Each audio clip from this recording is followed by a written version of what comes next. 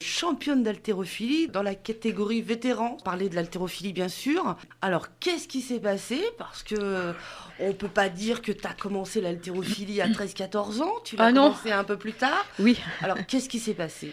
Alors l'haltérophilie, c'est déjà...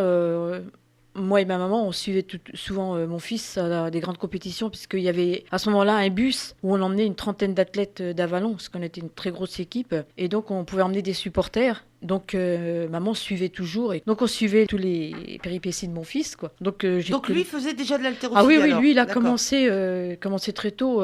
Il avait 14-15 ans quand il a commencé l'haltéro. Donc, on le suivait. Mais c'est tout. Moi, à ce moment-là, j'étais toujours dans le vélo. Et j'ai fait un peu de muscu pendant, je sais pas, peut-être 15 jours, 3 semaines. Et monsieur Jean-Claude Coulineau est arrivé dans les parages, puisqu'il était l'entraîneur de mon fils. Il a dit, puisque tu es là, regardez, viens nous faire une barre. Et c'était le déclic. Il m'a dit, dans 3 semaines, c'est les Bourgognes, je te présente. Les Bourgognes, je me qualifie pour les France. Et 5 mois après, je suis au championnat de France et je fais 3e. Après, je venais tous les jours. Parce qu'après, j'étais vraiment imprégnée de ça. Et après, je vivais qu'avec ça. Parce que les gens voient l'haltéro.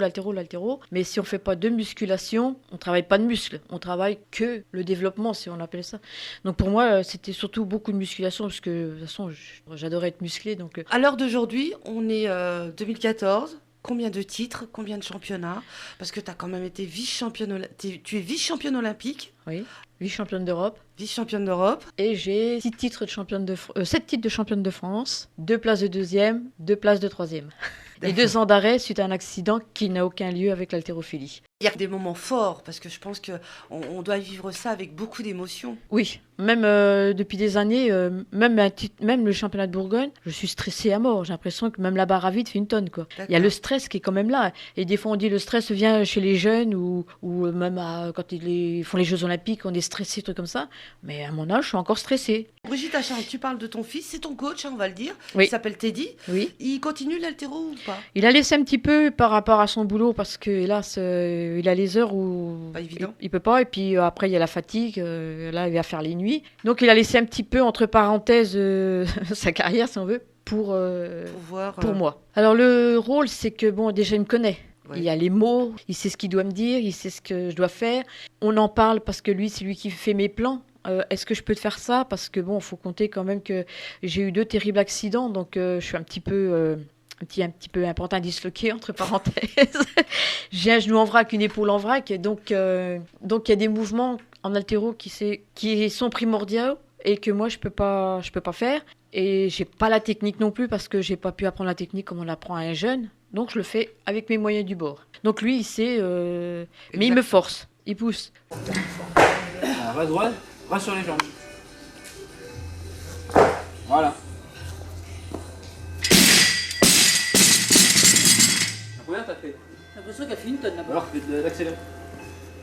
C'est quand même une belle histoire, une belle aventure. Oui, parce qu'après, quand on est à la maison, puis qu'on regarde les coupes, on dit « Oh là, c'était en telle année !»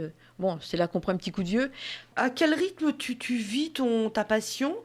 Les entraînements avec le coach, c'est tous les jours, c'est... 3 à 4 entraînements par semaine, 2 à 3 heures. Donc, si j'ai fini à l'haltéro et qu'il me reste encore une demi-heure, 3/4 d'heure, je vais en musculation parce que j'en ai jamais assez. Bon, j'essaye de 3 à 4 séances par semaine. C'est que quand je suis comme ça, tu vois, là, ça recolle encore un peu au doigt.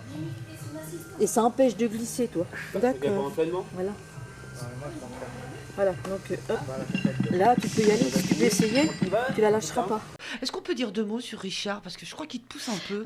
Richard Rocard, qui est également un grand athlète. Un grand athlète de force athlétique. Mais lui te soutient? Disons qu'au départ, je le faisais moi-même toute seule, enfin avec Teddy, avec Jean-Claude quand il était là. Et après, je me suis trouvée pratiquement 2-3 ans seule, quoi. Il n'y avait personne qui poussait derrière.